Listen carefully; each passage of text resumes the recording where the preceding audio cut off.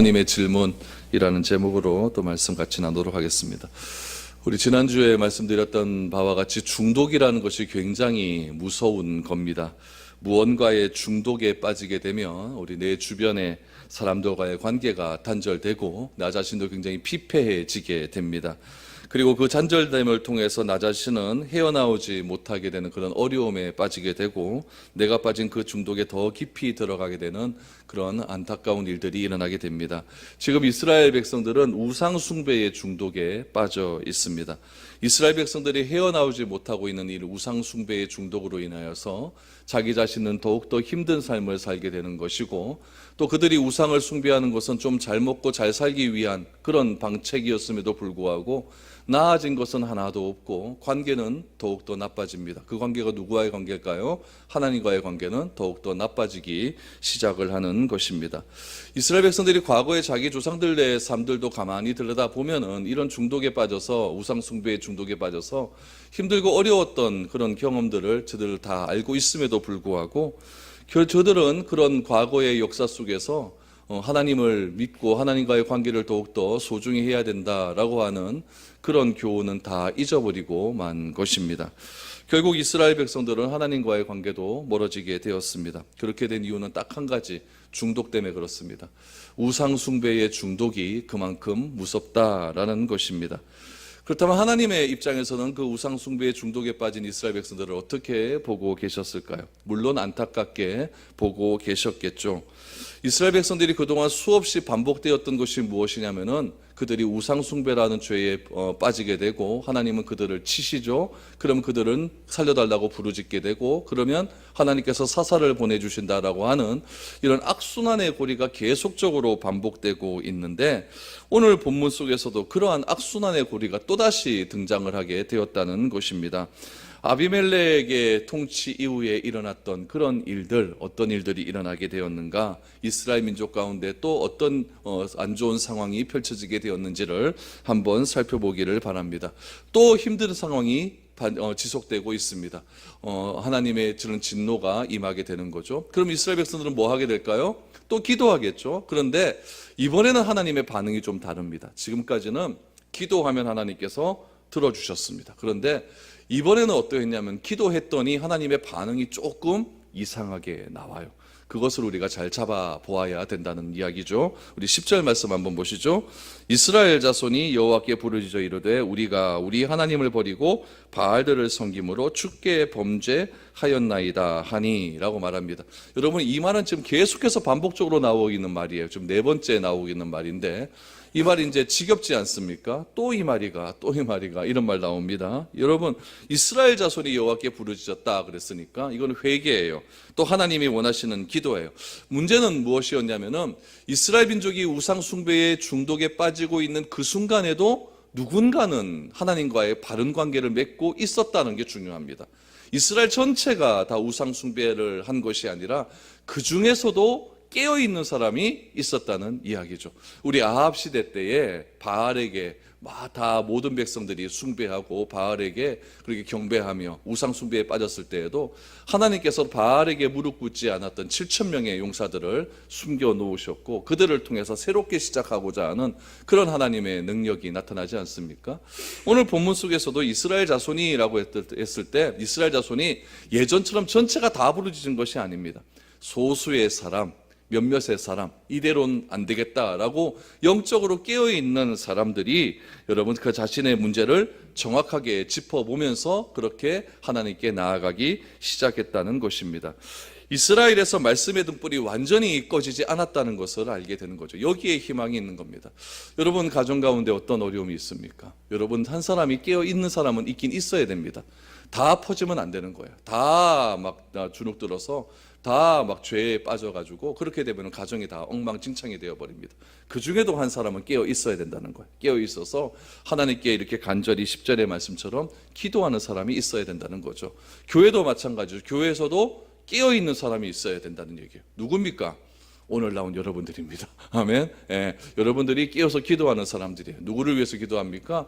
교회를 위해서 기도하고 또 나라를 위해서 기도하시고 여러분 자신을 위해서 기도함을 통해서 하나님의 마음을 움직이고자 하는 그런 영적인 깨어있음이 필요할 때라는 거죠. 우리 한국교회도 마찬가지 아닙니까? 한국교회도 얼마나 지금 나쁜 일들이 많이 일어나고 있습니까? 그럴 때일수록 깨어서 기도하는 몇몇의 소수의 사람들이 반드시 필요하다라는 것입니다. 하나님께서 이 10절의 기도를 들으십니다. 들으시는데 이 과정이 조금 차이가 있습니다. 예전에는 어떻게 했냐면은 이렇게 기도를 딱 하면 하나님께서 성령으로 한 사람에게 집중하셔서 그 한 사람에게 성령을 충만케 하심으로 그 사람을 일으키셔서 이들의 공고함을 들어주셨다, 이렇게 나오는 게 지금까지 패턴이었습니다. 그런데 오늘 11절에서 14절 말씀해 보면은 이 회개의 기도를 들으시고도 하나님께서 조금 다르게 이야기한다는 것을 알 수가 있어요. 한번 보시기 바랍니다. 여호와께서 이스라엘 자손에게 이르시되 내가 애굽 사람과 아모리 사람과 암몬 자손과 블레셋 사람에게서 너희를 구원하지 아니하였느냐? 또 시돈 사람과 아멜렉 사람과 마올 사람이 너희를 압제할 때에 너희가 내게 부르짖음으로 내가 너희를 그들의 손에서 구원하였거늘 너희가 나를 버리고 다른 신들을 섬기니 그러므로 내가 다시는 너희를 구원하지 아니하리라. 가서 너희가 택한 신들에게 부르짖어 너희의 환난 때에 그들이 너희를 구원하게 하라 하신지라 라고 말합니다. 삐진 겁니다, 하나님이. 여러분, 참된 사랑은 무엇이냐면은 내가 상처받는 것까지 각오하고 그 사람을 품어주는 게 진정한 사랑입니다. 하나님께서 우리를 얼마만큼 사랑하셨냐면은 이만큼 사랑하신 겁니다. 하나님께서 우리 사람들에게 자유의지를 주셔서 선택할 수 있는 능력을 주셨습니다. 선택할 수 있는 능력을 주셨다라고 하는 것은 무엇이냐면은 사람들이 어긋난 길로 갈 수 있다는 가능성까지 하나님께서 다 배제한 겁니다. 그러면 여러분, 하나님이 창조하신 이 사람이 잘못된 선택을 해서 죄악의 길로 가면은 제일 가슴 아픈 분은 누굴까요? 하나님이 그것까지 다 포함을 하시고 다 포용을 하시면서 우리 사람을 사랑하신 겁니다. 지금 이스라엘 백성들에게 하나님이 뭐라고 하시냐면은 너희가 하나님을 배반했으니까 지금까지 과거의 역사 속에서 내가 너희를 그만큼 구원해 주었음에도 불구하고 너희가 나를 지속적으로 배반을 하니 여러분 14절 말씀해 보니까 너희가 택한 신들에게 부르짖어서 너희 환난 때에 그들의 신들이, 우상들이 너희를 구원하나 안 하나 그 신들에게 가서 한번 기도해봐라 라고 하나님께서 말씀하는 겁니다. 그럼 여러분, 이 14절의 말씀을 잘 이해해야 되겠죠. 하나님께서 진짜 이스라엘 백성들을 가라고 하신 말입니까? 아니면 화가 나셔서 진짜 책망하시는 말씀이겠습니까? 이거는 여러분, 이거 문자 그대로 받아들이면 이거 오해죠. 우리가 아이들 막 그냥 힘들게 하고 그럴 때 네 맘대로 한번 살아봐라 그러면은 그게 진짜 살아보라고 그렇게 뭐 고함 지르는 거겠어요? 아니잖아요. 빨리 나한테 잘못했다고 말하라고 하는 그런 고함 소리 아니겠습니까? 하나님도 마찬가지예요. 자꾸 자기 마음대로 하니까 내가 너네들한테 해준 게 얼만데, 내가 너네들에게 해준 구원의 능력이 얼만데 지금 또 와서 이렇게 말을 하느냐. 차라리 그 우상들한테 가가지고 한번 기도라도 한번 해봐라. 그러나 한번 해봐라 라고 하나님께서 그들을 고함을 치고 있는 것입니다.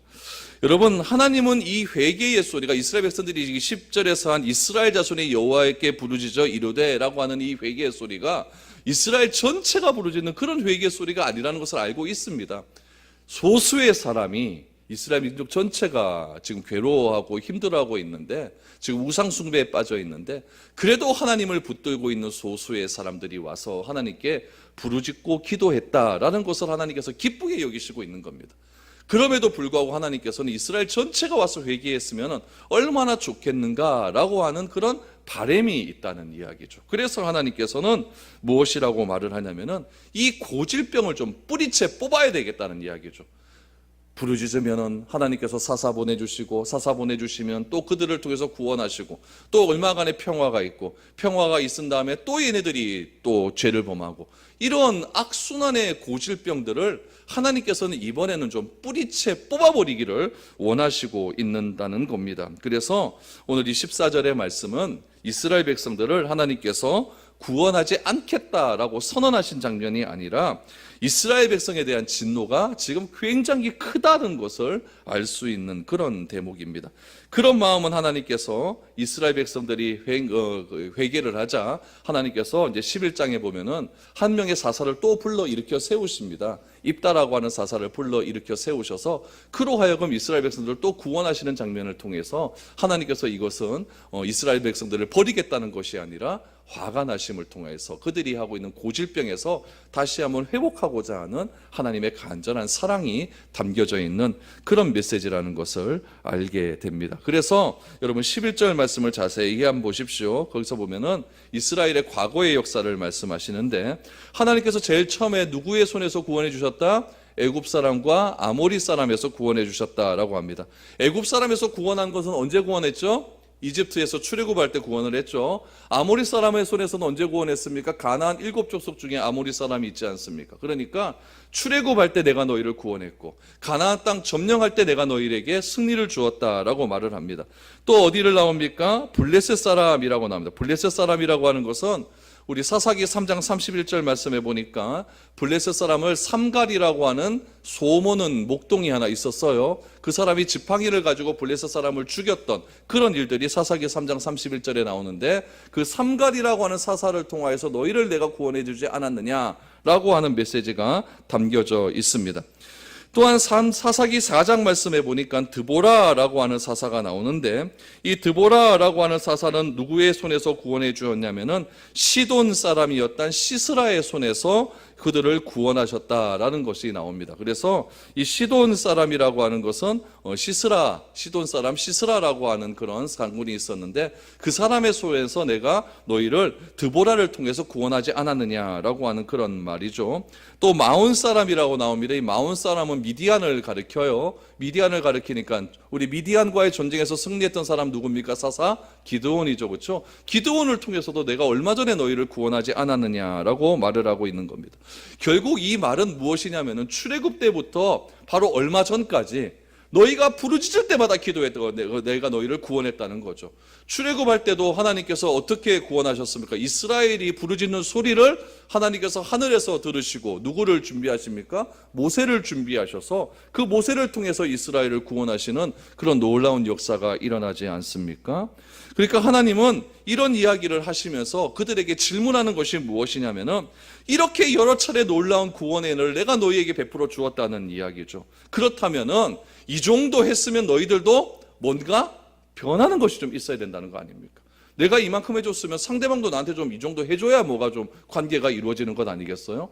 하나님은 무조건 이스라엘 백성들에게 그 기도의 부르짖음을 응답하여 주시어서 이렇게 놀라운 은혜를 베풀어 주셨다고 한다면 너네들도 양심이 있으면은 너네들도 조금은 변해야 될 것 아니냐라고 하는 하나님의 질문이 나온다는 이야기죠. 근데 이스라엘 백성들은 어떻습니까? 조금만 편해지면은 그들은 다시 범죄하고 우상숭배의 길로 가는 악순환이 계속해서 진행되고 있다는 이야기죠. 어떻게 이렇게 똑같을 수 있냐는 이야기예요. 왜 과거의 은혜로부터 아무것도 배우지 못한 채 조금만 너희들이 은혜를 받고 조금만 너희들이 복을 받게 되면은 너희들이 왜 자꾸 다시 밑바닥으로 떨어져서 너희에게 은혜를 베풀어 주셨던 그 하나님을 그렇게 다 잊어버리고 살아가느냐, 이런 이야기죠.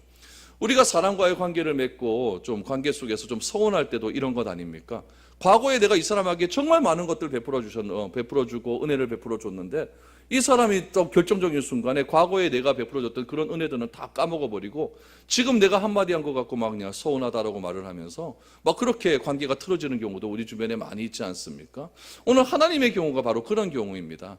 내가 너희들에게 이렇게 은혜를 베풀어 주었는데 너희는 어떻게 변한 것이 하나도 없느냐? 왜 계속 같은 문제를 가지고 자꾸 이렇게 넘어지느냐라고 말을 하고 있는 거죠. 여러분, 이런 문제가 결국 우리의 문제 아니겠습니까? 여러분, 우리의 삶도 한번 보십시오. 우리는 왜 이렇게 안 변하겠습니까? 넘어지는 거 보세요. 맨날 똑같은 것 같고 자꾸 넘어지는 것밖에 없어요. 우리의 상황이 변하지 않고 형편이 나아지지 않는가? 이거는 별 문제가 되지 않습니다. 우리의 신앙이요, 계속적으로 반복적으로 넘어지는 데 문제가 있다는 이야기예요. 여러분, 어린아이들이 걸음마 하다가 이렇게 몇 번 넘어지는 것은요, 엄마가 와서 일으켜 세워주면 그만이죠. 우리가 신앙생활을 10년 하고 20년 하면은 내 스스로 일어날 때도 되고, 또 길거리를 가다가 돌뿌리를 보면은 그거에 안 넘어지는 것이 어른된 당연한 이치 아니겠습니까? 30살, 40살 돼도 맨날 돌부리에 걸려서 넘어지고 이러면은 그걸 누가 어른이라 그러겠습니까? 저 다리에 좀 이상이 있는 거 아닌가? 저거 너무 근력이 약한 거 아닌가? 무슨 병이 드는 것 아닌가? 이런 생각할 것 아닙니까? 지금 이스라엘 백성들의 상황은 그런 상황이에요. 그 상황이 바로 우리의 상황이라는 거죠. 우리가 넘어지고 힘들어하고 상처받고 우리가 계속 신앙적으로 성장이 안 되는 이유가 무엇입니까? 매일 똑같은 문제 아닙니까? 환경에 조그만 어려움이 오고 돈 문제 조금 어려움 오고 조금 아프고 좀 우리 자녀가 조금 속썩이고 교회에서 조금 문제 생기고 이러면 다 넘어져 갖고 믿음 완전 밑바닥까지 다 보여져 버리고 하나님 앞에 맨날 나와 가지고 하나님 나는 왜 이렇습니까? 왜 이렇습니까? 하나님 나를 좀 고쳐 주십시오. 맨날 이렇게 부르짖는 소리 아닙니까? 그럴 때마다 하나님께서 우리에게 하시는 얘기가 무엇입니까? 내가 너를 30년 돌보고 40년 돌보고 지금까지 인도해 주었는데 왜 너는 그 모양 그 꼴이냐? 하나님께서 우리에게 하시는 말씀이 바로 이 말씀이라는 이야기죠. 왜 이렇게 우리는 안 배울까요? 왜 이렇게 우리는 안 변할까요? 성경 얼마나 많이 읽습니까? 설교는 또 얼마나 많이 듣습니까? 하나님이 나와 함께 하신다는 사실도 믿지 않습니까? 하나님이 나의 구원자라는 사실도 믿지 않습니까? 그런데 나는 왜 이렇게 안 변할까요? 그것이 여러분 굉장히 딜레마라는 이야기예요. 거기서 찾을 수 있는 해답은 무엇입니까? 우리 인간의 한계성밖에 없다는 이야기예요. 눈에 보이는 것에 너무 집착을 하다 보니까 눈에 보이지 않는 하나님을 좀 더 의지하지 못하는 그런 인간의 한계성이 우리에게 너무나 크기 때문에 매일 같은 문제로 그렇게 같은 상황 때문에 그렇게 넘어지는 우리의 연약함을 알 수가 있게 되는 거죠. 여러분, 인간이라는 존재는 이렇게 한계성을 가진 존재예요. 본질적으로 편하면 죄를 지어요. 편하면 죄를 짓다가 급하면 하나님께 부르짖는 것이 여러분 우리 인간의 본질적인 모습입니다. 그래서 새벽기도 안 나오는 사람, 여러분 새벽기도 나오면 목사는 뜨끔뜨끔하고요. 새벽기도 나오던 사람이 안 나오면 또 목사 뜨끔뜨끔하고요. 희한합니다. 저 사람은 왜 나왔지? 뭐 문제 있는 건 아닌가? 기도하고 싶어 나왔는데 막 그렇게 생각이 막 드는 거예요. 여러분 이거 무슨 얘기겠어요? 하나님이 이스라엘 백성들이 부르짖음을 거부하신 것은 정말 이번에는 한번 해보자는 겁니다. 한번 해보자는 거죠. 악의 꼬리를 한번 끊어보자는 이야기입니다. 형편이 어려워지면 하나님 앞에서 울고불고 하다가 그 어려움만 없어지면 다시 옛날로 돌아가는 그런 악의 고리, 악의 순환 고리를 이번에는 한번 끊어보자라고 하나님께서 단단히 마음먹고 계셨다는 이야기입니다. 그런데 우리에게 악의 고리는 너무나 강하게 느껴지는 거죠. 무슨 공식 같습니다. 힘들 때는 하나님 앞에 좀 겸손해지는 것 같습니다. 그런데 조금만 편안한 삶이 회복되어지면 그때 받았던 은혜 다 잊어버리고 또 내 마음대로 하는 것이 우리의 삶의 순환이라는 이야기죠. 하나님이 베풀어 주셨던 은혜는 진짜 특별한 은혜였고 분명한 기도의 응답이었습니다. 그런데도 생활이 좀 편해지면 옛날의 그 자리로 정확하게 돌아가는 것이 저나 여러분의 똑같은 모습이라는 이야기죠. 여러분 이렇게 되면은 자꾸 생각되는 것이 무엇이냐면 나는 왜 안 변할까? 나는 왜 10년 지나고 20년 지나도 안 변할까? 왜 설교 그렇게 들어도 안 변할까? 왜 성경을 그렇게 읽어도 안 변할까? 이런 회의감이 들기 시작을 하는 것입니다. 여러분 여기에서부터 우리의 회개가 나온다는 거예요. 이런 회의감, 나란 인간은 정말 안 되는구나. 나란 인간은 정말 희망이 없는 인간이구나. 그래서 하나님께서 나를 붙들고 가시지 않으면은 나란 인간은 정말 가망성이 없는구나. 이런 자신의 철저적인 낮아짐, 여기에서부터 우리의 진정한 회개가 시작이 되어진다는 것입니다. 이처럼 하나님께서는 이스라엘 백성들이 부르짖는 그 부르짖음을 오히려 책망하시기 시작을 합니다. 여러분 그럼에도 불구하고 이스라엘 백성들 중에 소수의 사람이 다시 하나님께 부르짖기 시작을 합니다. 여러분 이것이 이스라엘 백성들이 그래도 조금 성장했다는 것을 보여주는 거예요. 여러분 어린아이들은요 한번 이렇게 부모들이 막 과음질러 버리면 삐져갖고 말도 안 해요. 말도 안 하고 야가 진짜 이게 진짜 아버지 말을 듣는 건가 안 듣는 건가 이렇게 생각될 때가 많이 있거든요. 이 이스라엘 백성들은 하나님께서 과음을 한번 찔러버렸더니 옛날 같았으면 어떻게 하나님이 이럴 수 있습니까? 라고 하면서 하나님께 원망설린 그런 원통하다고 그렇게 얘기했을 법도 하는데 오늘 15절 16절 말씀해 보니까 다시 하나님께 간절히 기도하는 그들의 모습을 보게 됩니다. 15절을 보십시오. 이스라엘 자손이 여호와께 여쭈되 우리가 범죄하였사오니 주께서 보시기에 좋은 대로 우리에게 행하시려니와 오직 주께 구하옵나니 오늘 우리를 건져 내옵소서 하고 자기 가운데서 이방 신들을 제하여 버리고 여호와를 섬김에 여호와께서 이스라엘의 곤고로 말미암아 마음에 근심하시니라 라고 말합니다. 이스라엘 백성들은 직감적으로 아는 거예요. 이거 상황이 다르다는 거죠. 옛날과 분위기가 달라요. 옛날은 기도하면 바로 응답이 왔는데 이번엔 분위기가 좀 다르다는 거죠. 기도했더니 뭐가 나옵니까? 내가 너네들이 이만큼 해줬다 아니야. 이만큼 해줬는데 너네들 왜 그래? 그러면서 하나님께서 하시는 말씀이 뭐냐면은 너네들이 그렇게 섬겼던 그 신에게 찾아가봐라. 구원해주나 안 구원해주나 한번 찾아가봐라. 이런 메시지를 딱 들어버리니까 깨어있는 사람은 직감적으로 아는 거죠. 이거 뭐가 이상하다. 이거 뭐 이상하다. 우리가 하나님께 간절히 기도한 그 기도를 하나님께서 지금 안 들으시려고 하는구나. 이런 상황에서 우리가 어떻게 해야 되겠느냐? 더 간절히 기도하기 시작하는 거예요. 하나님, 우리가 주께 부르짖어 나아갑니다. 우리가 범죄하였습니다. 주께서 보시기에 우리가 좋은 대로 우리가 이제는 행하겠습니다. 그러니 우리가 오직 주께만 구하겠사오니 오늘 우리를 건져내 주시옵소서. 언제 건져내라고요? 오늘 우리를 건져내 주시옵소서. 그러면서 오늘 자기 가운데 있는 모든 이방신을 제거해버리기 시작하는 거예요. 여러분, 선택하고 결단하면 바로 그 자리에서 행해야 된다는 이야기예요. 그렇게 행하지 않으면 금방 또 자기 자리로 돌아가는 인간의 연약함이 나올 수 있다는 이야기죠. 오늘 이스라엘 백성들은 말합니다. 오직 주께 구하옵나니 오늘 우리를 건져내옵소서 하고 자기 가운데 이방의 신들을 제하여 버리고 여호와를 섬겼다. 여호와를 섬겼다라고 하는 헬라어가 무엇이었냐면은 머리 굽혀 절한다, 예배했다 이런 얘기예요. 예배했다. 이마가 땅바닥에 닿도록 예배하기 시작을 했다라고 말합니다. 이스라엘의 이런 진정한 회개의 기도를 하나님께서 아셨습니다. 그리고 하나님께서 반응을 어떻게 하느냐? 이스라엘의 곤고로 말미암아 마음에 근심하기 시작을 했다는 이야기죠. 여러분, 이처럼 이스라엘 안에는 자신의 문제를 영적으로 꿰뚫어보는 소수의 무리가 존재했습니다. 그들은 하나님의 거절을 거절로 생각하지 않았습니다. 오히려 더 전심으로 나오라고 하는 그런 메시지를 듣게 되었다는 거죠. 가서 너희가 택한 신들에게 부르짖어서 그 신이 너희를 구원하나 안 구원하나 한번 해봐라. 이 말을 깨어있는 사람들은 어떻게 듣기 시작했냐면은 이번에야말로 악의 고리를 한번 끊어보아라 라고 하는 그런 메시지로 듣기 시작을 했다는 겁니다. 여러분, 성경은 이렇게 깨어있는 사람들이 누구였는지는 구체적으로 말하고 있지는 않습니다. 그들은 선지자도 아니었고 그들은 사사도 아니었습니다. 그러나 이스라엘의 문제를, 이스라엘이 지금 당면하고 있는 이 고통의 문제를 어디에서부터 찾기를 시작했냐면은 하나님과의 관계에서부터 찾기를 시작했다는 깨어있는 사람들, 이 사람들이 여러분 선지자도 아니고 예언자도 아니고 사사도 아니었다는 것에 주목해야 됩니다. 그냥 우리와 똑같은 사람들이었어요. 우리와 똑같이 하나님을 믿는 그런 사람들이었어요. 그런 사람들 중에 저렇게 하면 안 되는데, 저렇게 살면 안 되는데, 저렇게 해서는 큰일 나는데 이렇게 마음속으로 생각했던 그런 사람들이 하나님의 음성을 듣고 이제선 정말 이래서는 안 되겠다라고 하나님께 간절히 기도하기 시작을 한 겁니다. 여러분, 우리의 살 길은 과연 어디에 있겠습니까? 하나님의 손에 달려있다고 하는 결단이 우리에게 있어야 되는 것이고, 자신의 죄를 용서해 달라고 기도하면서 자기 주위에 있는 하나님과의 관계 속에서 잘못된 것들을 그 자리에서 즉각적으로 처리해낼 수 있는 그런 결단이 우리 가운데 필요하다는 이야기입니다. 그랬더니 하나님께서 이스라엘의 곤고로 인하여 마음이 근심하기 시작했다. 이거는 무슨 뜻이냐면은 하나님께서 이스라엘의 고통과 함께하기 시작했다라는 그런 의미가 담겨져 있습니다.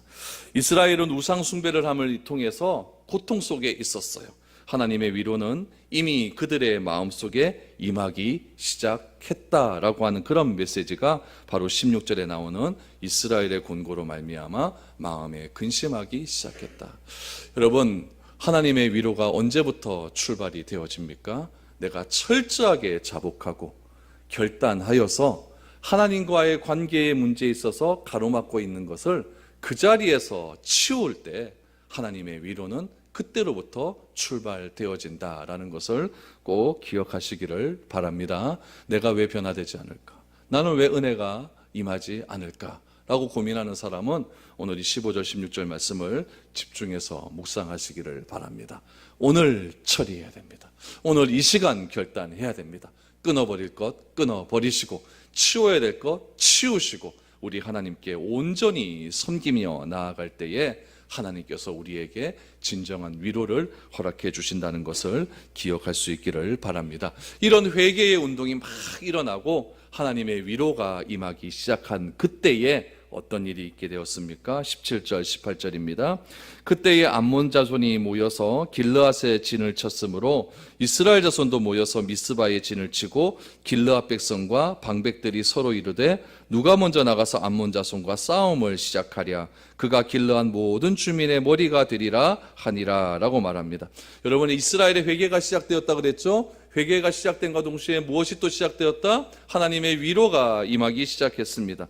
이스라엘이 그런 아주 이제 뭔가 좀 다시 한번 되새김질하고 다시 한번 하나님의 은혜가 임하기 시작했었을 때에 하나님께서 이미 그들에게 징계를 했던 그런 징계의 결과가 오늘 17절 18절에 나옵니다. 이스라엘 백성들이 회개하지 않고 하나님 앞에서 계속적인 우상 숭배를 했었을 때에 하나님께서 어떻게 이스라엘 민족들에게 징벌을 했냐면은, 여러분, 이스라엘 땅은요 요단강을 딱 생각하셔야 돼요. 항상. 그래서 요단강을 생각하셔서 요단강 동편이 가나안 땅이 아니고 요단강 서편이 가나안 땅입니다. 항상 그것을 생각하고 있어야 됩니다.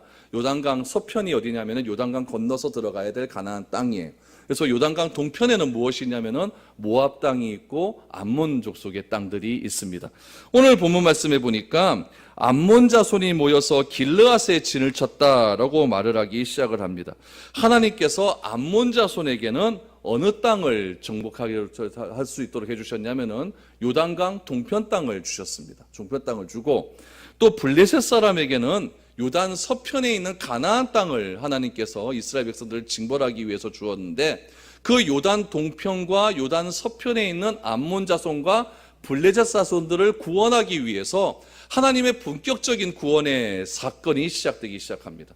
오늘 사사기 11장 말씀에 보면은 어떤 사건이 일어나기 시작하냐면은 요단 동편에 암몬 자손이 정복을 해버리니까 이스라엘 자손들을 계속 괴롭히니까 요단 동편에는 누구를 세우시셨냐면은 입다라고 하는 새로운 사사를 들어 쓰셔서 입다를 통하여서 이스라엘 백성들을 구원하십니다. 요단 서편 가나안 땅의 블레셋 땅은 어디에 있냐면 지중해 연안에 있어요. 서쪽에 제일 남쪽에 위치해 있는데, 이 블레셋 사람들로 인하여서 이스라엘 사람들이 굉장히 곤고함을 당하게 되거든요. 이 블레셋 사람들을 구원할 사람들을 통해서 구원하기 위해서 누구를 부르셨을까요? 여러분 잘 아는 사람? 삼손이 등장을 하는 거예요. 그래서 이제 사사기 후반절로 들어가면서 이제는 입다와 삼손에 대한 이야기가 나오기 시작하는 겁니다. 입다는 요단 동편을 구원하는 거고, 요단 서편은 누가 구원합니까? 삼손이 구원하는 그런 구조로 되어 있는 거예요. 그런데 보시기 바랍니다. 이스라엘의 자신의 문제들을 하나님의 시각으로 바라보면서 하나님과의 관계를 해결하기 위해 애쓰는 사람들이 있자 하나님께서 그제서야 그때에 하나님께서 사람을 일으키기 시작을 했다는 이야기입니다. 이처럼 하나님은요 끝까지 포기하지 않고 부패한 그 나라 민족 가운데 살아서 깨어 기도하는 그 한 사람의 기도를 들으시고 그 한 사람의 결단을 들으시고 새로운 구원자를 우리에게 베풀어 주신다는 거예요. 그것이 바로 하나님의 위로가 임하기 시작을 했다는 겁니다. 17절 말씀을 다시 보십시오. 암몬 자손이 모여서 어디에 진을 쳤다? 길르앗에 진 쳤다. 길르앗 땅은요 요단 동편에 있는 땅이에요. 그 땅에 지금 암몬 자손이 진을 치고 있어요. 이스라엘 자손은 어디에 진을 쳤습니까? 미스바에 진을 쳤다. 그러니까 이건 어떤 상황이냐면은 요단강을 딱 중심으로 해서 서로 지금 마주보고 대치하고 있는 그런 상황에 있음을 말을 하고 있는 것입니다. 암몬 사람들의 대치 상황에 들어가게 되니까 길르앗 사람들은요 지금 초비상이 걸린 거예요. 암몬 사람들이 쳐들어와서 자기를 막 다 먹으려고 그러니까 초비상이 걸린 거죠. 그런데 17절 18절 말씀에 보니까 이렇게 나오죠. 길르앗 백성들과 방백들이 서로 이르되 누가 먼저 나가서 암몬 자손과 싸움을 시작하랴. 그가 길르앗 모든 주민의 머리가 되리라 라고 말을 하고 있습니다. 무슨 말이냐? 고대의 전쟁을 조금 살펴보아야 돼요. 여러분 18절 이 말씀은 어디에 나온 말과 똑같냐면은 다윗이 골리앗과 싸우러 형들에게 도시락 갖다 주러 가지 않습니까? 다윗이 도착하기 전에 골리앗의 그 압제에 이스라엘 백성들이 완전히 주눅들지 않아요. 그때 이스라엘 백성들 진안에서 나왔던 소리예요. 누가 우리를 위하여 앞에 나아가서 우리의 장수가 될 수 있느냐? 이건 무슨 말이냐면 그 당시의 전쟁은요 막 육탄전이 아니에요. 각 나라의 대표가 하나 나오는 겁니다. 각 나라의 대표가 나와요. 다윗과 이게 이스라엘 골리앗과의 전쟁에서는 블레셋의 대표 누구예요? 골리앗. 이스라엘 대표 누구예요? 다윗. 싸우잖아요. 다윗이 이겼잖아요. 그럼 누가 이긴 거예요? 이스라엘이 이긴 거예요. 그러니까 골리앗을 대표로 했던 블레셋 사람들이 다 도망가지 않습니까? 오늘 그 얘기예요. 암몬 사람들이 딱이 있으니까 이 길르앗 사람들은 이스라엘 사람들이니까요. 이 암몬 사람들을 대적해서 누가 하나 대표로 나가야 된다는 얘기예요. 근데 나가는 사람이 있어요, 없어요? 없다는 이야기죠. 없다는 이야기죠. 그래서 누구 하나 나오기만 하면은 그 사람이 길르앗의 모든 주민의 대장이 된다, 머리가 된다라고 말을 하는 거죠. 나올 사람이 없는 거예요. 완전히 지금 처참하게 지금 이 암몬 사람들에 의해서 지금 짓밟힘을 당하려고 하는 그런 위기의 상황에 처해져 있다는 이야기입니다. 지금 이 암몬 사람들은요, 옛날 같았으면은 그냥 18년 동안 이스라엘 백성들을 압제했었을 때 그냥 먹을 거나 빼앗아 가고 뭐 이 정도였는데, 이제는 이건 전쟁을 하겠다는 것은 무엇이냐면은 이 길르앗 땅을 내가 차지하겠다는 이야기예요. 땅을 내가 차지하겠다는 얘기죠. 그러니까 이스라엘 백성들 입장에서는 굉장히 난감한 상황이 처해져 있는 겁니다. 그래서 여러분 11장 1절 말씀해 보니까 길르앗 사람 입다는 뭐였다? 큰 용사다. 이제 길르앗 사람 중에서 누가 나서겠느냐라고 했더니 하나님께서 은혜를 베풀어 주시는 겁니다. 입다를 들어 쓰셔서 입다를 암몬 사람의 손에서 구원하실 메신저로, 구원자로 사용해 주시겠다라고 이렇게 나오고 있는 것입니다. 여러분, 우리가 다시 살아나고 회복할 수 있는 방법은 어디에 있습니까? 내가 처한 상황을 하나님의 시각으로 볼 수 있는 눈이 떠져야 된다는 이야기예요. 소수의 무리가 지속적으로 하나님께 나와 부르짖어 기도할 때에 이런 문제가 해결될 수 있다는 이야기입니다. 절대 물러서거나 포기해서는 안 돼요. 내가 기도하지 않으면 하나님께서 화가 나셔갖고 네 마음대로 한번 해봐라, 고함을 지를 수도 있어요. 그 고함 지는 소리에 삐져갖고 하나님 어떻게 나한테 그러실 수 있습니까? 이렇게 삐져갖고 하나님과의 관계를 더 멀리하지 마시고, 오늘 소수의 이름 모를 한 사람처럼 하나님께 나와서 더 주께 하나님께 부르짖어 기도하면서, 하나님 오늘 내가 주께 회개하겠사오니 오늘 우리를 구원하여 주옵소서. 그 자리에서 내가 선택하고 결단하고 주 앞에 굽혀 나의 모든 전심을 다하여 주께 예배드리며 경배할 때에 하나님께서는 나를 위하여 새로운 사람을 들어쓰셔서 나를 구원해 주신다는 이야기입니다.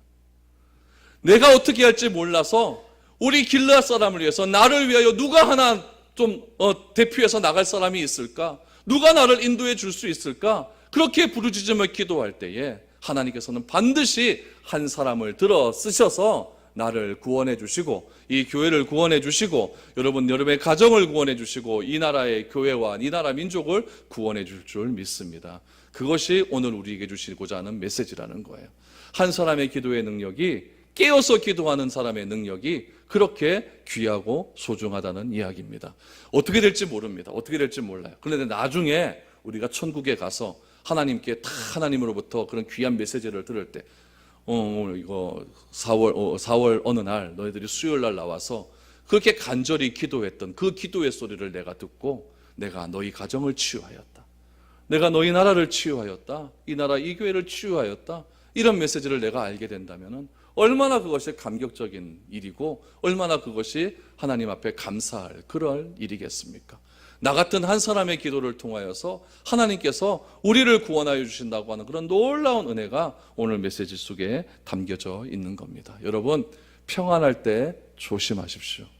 돈 잘 벌 때 조심하십시오.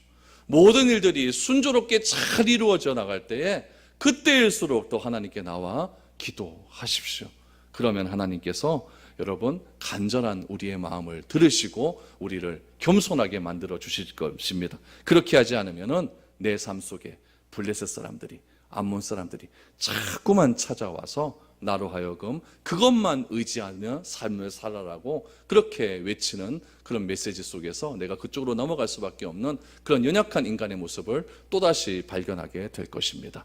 여러분, 오늘 간절히 기도하십시다. 하나님 앞에서 기도하기를 중단하지 마십시다. 잘 될 때 기도하십시다. 그래서 우리의 삶이, 내가 섬기는 교회가, 또 여러분들의 가정이, 이 나라 이 민족이 하나님 앞에서 영적으로 바로 서 있을 수 있는 그런 위대한 은혜가 넘쳐날 수 있도록 우리 하나님께 간절히 기도할 수 있는 오늘 이 시간이 될 수 있기를 축복드립니다. 기도드리겠습니다.